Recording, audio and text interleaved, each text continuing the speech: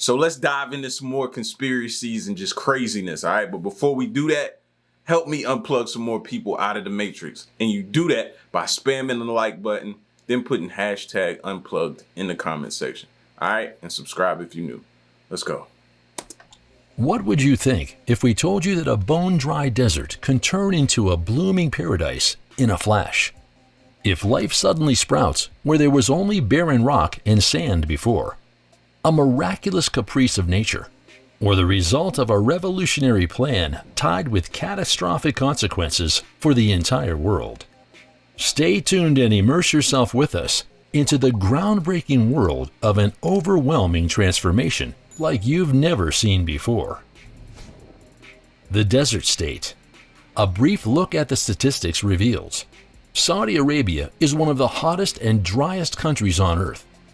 The desert nation's annual precipitation is pegged at just about 2.3 inches, with the majority of the sparse rain falling between the months of December and February.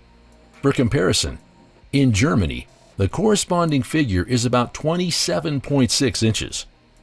The view of the average temperature values is no less extreme. The thermometer in Saudi Arabia climbs to 122 degrees Fahrenheit in some places during the hot summer days, only to fall below freezing again at night. Geographically, the absolute monarchy is located on the extensive highland, which consists predominantly of a barren sand desert and regions of volcanic rock. Given these inhospitable conditions, it should surprise no one that the distribution of population in Saudi Arabia is very uneven. With only 2% of the country's area accounts for cities, around 6.5 million of the nearly 35 million inhabitants live in the capital, Riyadh. In total, 85% of the population live in urban agglomerations. With an area of about 810 square miles, Germany could theoretically fit into Saudi Arabia 6 times over. With this knowledge in mind, the following circumstance appears all the more surprising. Despite its extreme landscapes, Saudi Arabia is by no means dependent on food supplies from abroad. On the contrary, the desert state even produces more food than it needs, and therefore exports large quantities of grain, fruits, and dairy products to other countries. Now, there's something I would have never thought was possible, to hear that stat. Exports large quantities of grain, fruits, and dairy products to other countries. A turbulent cornerstone. When we look at the corresponding aerial views, an inevitable question arises within us. How is this possible? How can a colossal patchwork of green spaces emerge in the middle of the desert? Well, to understand what's going on with the transformation of the Saudi Arabian desert, we have to turn back the clock a few decades. Back in 1973, the so-called Yom Kippur War ignited. With the support of numerous other Arab states, Egypt and Syria unexpectedly attacked Israel. In the end, the Israelis, who had the backing of the USA, managed to repel the attack and push back the enemy troops. As is well known, the effects of a military conflict extend far beyond death and destruction on the battlefields. To put pressure on Israelis' Western supporters, the Arab countries reduced their oil production, with the result that the oil price quadrupled for a time. At the same time, there was a growing concern in Saudi Arabia about the possible retaliation from the affected nations. Since the country was heavily dependent on food imports during the time of the oil price shock, a corresponding embargo would have massively impacted the population. And so it happened that the Saudi government adopted a plan to provide the nation with independence from food imports. Because one thing we should never forget, Saudi Arabia is rich in water. However, the precious liquid there doesn't present itself in the form of countless lakes and rivers, but as a gigantic groundwater reserve. The transformation of the desert. Now that makes sense. We've heard stories or videos talk about how there once was a river that might have flowed through what is now considered a desert, right? And you hear those stories, but it looks like Saudi Arabia is a true definition of that. Once official permission was granted to agriculture to tap into those underground reserves in vast amounts, the groundwork for the transformation of the desert was laid. The unbelievable dimensions that the mega projects assumed are demonstrated by a look at the artificial irrigation system in the Wadi Shiran region. For a period of 25 years, a 386 square mile agricultural area was created from scratch. For comparison, the area of Berlin is just about 344 square miles. Between 1980 and 1993 alone, the irrigated farmland in Saudi Arabia grew by more than 260%. In detail, the royal house mainly had wheat grown on the newly developed farmland. The result was that the desert state, which had previously been almost exclusively associated with oil, became the 6th largest wheat exporter in the world. However, it is in the nature of things that the cultivation of desert fields is linked with some massive complications. Where the environment is dry and the climate harsh, the groundwater sometimes needs to be brought up from a depth of 0.62 miles. For subsequent water supply, the Saudis rely on mobile sprinkler systems, which operate automatically and have diameters of up to 1.86 miles. This is an enormous and extremely costly effort, which should consequently also be reflected in the market. While the world market price for a ton of wheat was around $120, the Saudis' production costs amounted to about $500. And even though the initial wheat boom then quickly collapsed, the original dream of independence initially seemed to have been fulfilled. After all, Saudi Arabia still sells large quantity of food abroad. For example, in 2019, the desert state produced more potatoes than Ireland. The price of the boom. And yet anyone... What this makes me think of is, with all the talks of growing food in a lab, you think eventually Saudi Arabia may be on board with that as well? I'm not too fond of the idea myself, but hearing how they did this and orchestrated this whole thing right here with wheat and everything like that, it just makes me think that that could clearly be the next step. You know what I mean? How long can you continue this process without eventually it costing you out you know what I mean? But if they can continue to do it, then they may not. But it just makes me think that, man, that next step is possibly growing things in a lab, and that scares me to death, man. Who thinks through the idea of unrestrained groundwater extraction inevitably comes to one conclusion. This concept simply cannot work in the long term. Because as we all know, water, just like oil, is a resource that is not renewable. See, that's exactly what I'm saying. It's not sustainable. So what's next? You know what I mean? They're growing meat in a lab, and that's just the thing that just keeps echoing in my brain. Could everything soon be grown in a lab? Scary times, bro.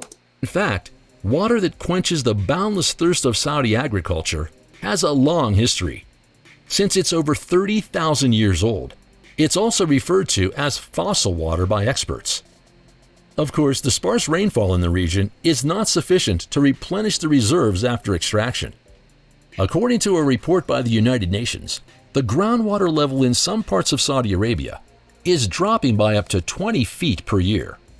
A look into the future doesn't paint a rosy picture either. The reserves could be completely depleted in just a few decades. However, this is by no means a process that has only recently started. The first wells dried up as early as the 90s, which led the government to noticeably throttle back on grain cultivation. However, this decision had no major impact on total water consumption. Instead of grain, the focus shifted to the production of animal feed and vegetables, which even further increased the extraction of groundwater. Looking back, experts evaluate the Saudi attempt to define natural conditions and reshape the desert for human processes as devastating. True to the motto, "Deserts simply do not bloom," the projects were mainly a massive waste of money and sensible resources. However, since the cultivation of the wasteland rang the state's cash registers for decades, the Saudi rulers resisted a change in thinking for a long time. Ultimately, it wasn't until 2008 that the government announced that it would gradually withdraw from wheat production and drastically cut back on the production of fodder. a decision that, in turn, has direct consequences for natural agriculture. While the Saudi dairy company Almarai was able to source the cattle feed from home in the past, the decline in state production leads to a particular development. Indeed, since then, the corporation has been buying up farmland in other countries, only to then export the products back to Saudi Arabia. However, in doing so, another vicious cycle is set in motion. Since the corresponding fodder plant, alfalfa, is one of the most water-intense plants of all, many foreign production facilities are then forced to tap into their groundwater reserves. The green desert, expansive lakes, babbling rivers, and even hippos indulging in lush green surroundings. All of these things we do not associate with the dusty desert of Saudi Arabia today. Therefore, the fact that the described scenery embodied reality many thousands of years ago is all the more astounding. Pioneering research reveals that the Saudi Nafod Desert was a blooming paradise 400,000 years ago, attracting many of our ancestors. The unique stone tools that experts discovered in the area not only represent the oldest evidence of humans on the Arabian Peninsula, but we are even dealing with the earliest evidence of modern humans. In summary, the researchers reconstructed that the desert landscape was once adorned by at least 6 extensive lakes. Thus, during the wet warm periods, the landscape resembled a quote, green Arabia. To determine the exact age of the discovered lake sediments, experts use a sophisticated method called luminescence dating. In this process, scientists analyze when the corresponding layers were last exposed to sunlight. While the oldest samples are over 400,000 years old, the youngest lake is likely to have disappeared only 55,000 years ago. What is particularly exciting is that from the different tool finds, researchers infer that the blooming desert was roamed not only by early Homo sapiens, but also by Neanderthals.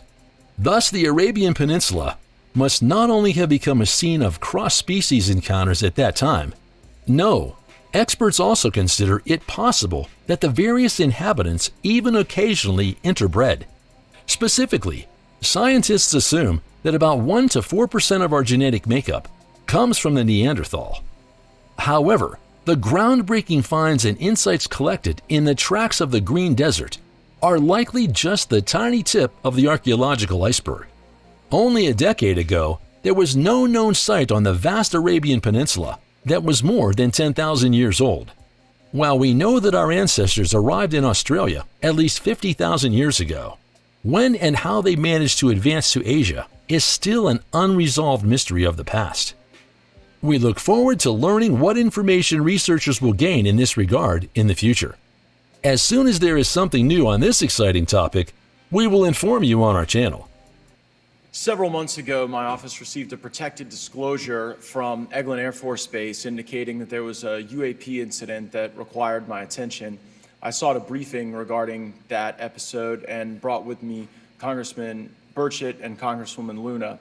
We asked to see any of the evidence that had been taken by flight crew in this endeavor and to observe any radar signature as well as to meet with the flight crew. We were not afforded access to all of the flight crew.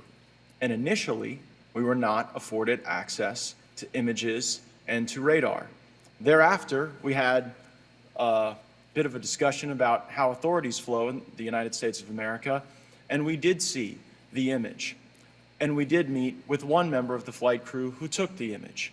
The image was of something that I am not able to attach to any human capability, either from the United States or from any of our adversaries. And I'm somewhat informed on the matter, having served on the Armed Services Committee for 7 years, having served on the committee that oversees DARPA and advanced technologies for several years.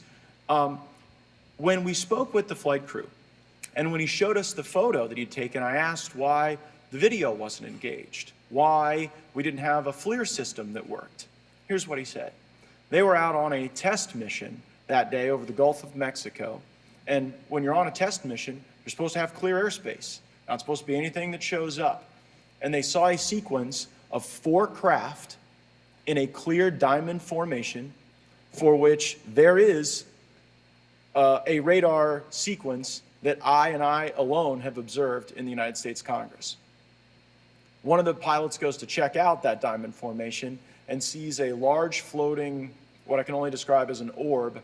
Again, like I said, not of any human capability that I'm aware of. And when he approached, he said that his radar went down. He said that his FLIR system malfunctioned and that he had to manually take this image from one of the lenses, and it was not automated in collection as you would typically see in a test mission. So I guess I'll start with Commander Fravor. How should we think about the fact that this craft that was approached by our pilot had the capability of disarming a number of the sensor and collection systems on that craft? Well, I think this goes to that national security side, and you can go back through history of things showing up at certain areas and disabling our capabilities, which is disheartening. And for us, I mean, like I said, it completely disabled the radar on the aircraft when it tried to do it, and the only way we could see it is passively, which is how he got that image. That is scary to hear, that something can just like that disable our radars and our systems and stuff like that. Just hearing that alone, man, I don't think we truly know what we dealing with, bro. I don't think we ready. I don't think we ready for what is to possibly come. You know what I mean? And some people say, well, oh, it could be Russia. Oh, it could be. It could be. And if they got technology like that, we're in trouble. So I think that's a concern on what are these doing, not only how do they operate, but their capabilities inside to do things like this. And how should we think about four craft moving in a very clear formation, equidistant from one another, in a diamond? In all of the phenomenon, perhaps, Mr. Grave, that you've analyzed, have we ever seen multiple craft And we need to study that formation. We see that formation so much in people's videos, TikTok videos, people recording things in the sky. You always see that formation. That formation has some level of importance. I don't know if they travel that way to protect each other. I don't know if it means something. in a single formation? I have one particular case, and that was during the gimbal incident. The recording on the AT FLIR system shows a single object that rotates. You hear the pilots refer to a fleet of objects that is not visible on the FLIR system, and that was something that I witnessed during the debrief as part of the radar data on the situational awareness page. I would like to add, however, Congressman, there's a small bit of anger, I would say. I would feel that those pilots are still facing that difficulty in reporting this topic, and they don't have the tools to be able to mitigate this issue. It just goes to show how serious this is and why this is such an important issue for our pilots and for our nation. It was stated explicitly to me by these test pilots that if you have a UAP experience, the best thing you can do for your career is forget it and not tell anyone. Whoa. Because any type of reporting, either above the surface or below the surface, does have a perceived consequence to these people, and that is a culture we must change if we want to get to the truth. Mr. Chairman, I would observe that perhaps as we move forward from this hearing, there are some obvious next steps. Every person watching this knows that we need to meet with Mr. Grush in a secure, compartmentalized facility so that we can get fulsome answers that do not put him in jeopardy and that give us the information we need. Second, I would suggest that the radar images that were collected of this formation of craft out of Eglin Air Force Base, and specifically the actual image taken by the actual flight crew that we can actually validate, be provided to the committee, subpoenaed if necessary, so that we're able to track how to get this type of reporting and analysis done in a more fulsome way. That would be my recommendation, humbly, as a guest here of the Fine Oversight Committee. I yield back. Thanks. And Ms. Luna.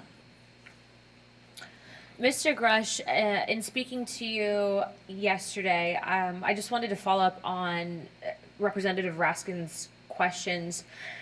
In the last couple of years, have you had incidences that have caused you to be in fear for your life for addressing these issues? Yes, personally. Okay. I just want everyone to note that he's coming forward in fear of his life to put in perspective, if they were really not scared about this information coming out, why would someone be intimidated like that?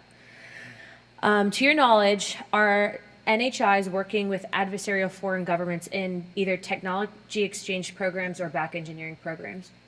I don't have data on that. I'm not sure. Have you heard or you had people come forward to present that evidence? Not that particular evidence that you just espoused. Okay, on the 19th of April, Dr. Kirkpatrick, head of Aero, had said that he did not find any evidence of UAPs. You also stated that you had, in your interview, that you had briefed him on information that you were uncovering, but that he did not follow up with you. Were the items that you divulged to him pertinent to national security? Yes, him and I had a classified conversation in April 2022 before he took over Aero in July 2022, and I provided him some concerns I had. Do you know why he might not have followed up with you? Unfortunately, I cannot read his mind. I wish he did. I was happy to give sage counsel to him on where to look when he took the helm of Aero. Okay, and then... And you know, all they gonna say is he's lying. He's lying. Me and them have never had any conversation or anything like that. And it's no way, it's just your word versus his. This is what sucks about it. My last question for you before I move to Mr. Graves is you received prior approval from the Defense Department to speak on certain issues, correct? Correct, through DOPSR, DoD Pre-Publication and Security Review, and I just want to remind the public, they're just looking from a security perspective. These are my own personal views and opinions, not the department's. Okay, I'm asking that though mainly because I think that there are many people that would like to discredit you. So it does bring a certain amount of credibility to your testimony. I'm required by law to do that as a former intelligence officer, or I go to jail for revealing classified information. Yeah, we don't want you to go to jail. My next question would actually be for Mr. Graves. Can you please explain to me in detail the event that occurred at Vandenberg Air Force Base? Certainly. In the 2003 timeframe, a large group of Boeing contractors were operating near one of the launch facilities at Vandenberg Air Force Base when they observed a very large 100-yard sided red square approach the base from the ocean and hover at low altitude over one of the launch facilities. This object remained for about 45 seconds or so before darting off over the mountains. There was a similar event within 24 hours later in the evening. This was a morning event, I believe 8:45 in the morning. Later in the evening, post-sunset, there were reports of other sightings on base, including some aggressive behaviors. These objects were approaching some of the security guards at rapid speeds before darting off. And this is information that was received through one of the witnesses that have approached me at Americans for Safe Aerospace. Was this documented in any official form, whether it was a police blotter? Yes, they had official documentation and records from the event that the witness held over the years. And I'm not going to ask you to do it right now for time reasons, but you'd be able to sketch what was witnessed, correct? And have you seen that before on any other equipment and or during your flight time? I have not seen what they've described. This object was estimated to be almost the size of a football field, and I have not seen anything personally that way. Sheesh. Okay, and then another question on follow-up referencing the gimbal video Go Fast incident. Can you just clarify, because to our understanding, the footage was actually cut off at a certain point, but what happens at the end of that video, just for those Americans specifically that are wanting to know about the rest of that footage? Certainly. There was some uncertainty or instability with the object. It seemed to rock a bit, and that's the last I had seen of the video. Much of the data that I would recommend be analyzed would consist of radar data that would provide precise kinematics on the object, as well as the fleet of objects that were operating nearby. Okay, and follow-up, in regards to the reporting procedures that Mr. Garcia had addressed on, as well as Representative Burchett, with the FAA, to your understanding, pilots that are seeing this, commercial airline pilots, are they receiving cease and desist letters from corporations for coming forward with information in regards to safety for potential airline passengers? I have been made privy to conversations with commercial aviators who have received cease and desist orders. So the American public should know that corporations are putting their own reputations on the basic, not the line, but ahead of the safety of the American people. And I think, would you agree with that statement? It appears so. Okay. And I guess this would be my last, I'm out of time. I yield. I'll be back. Good.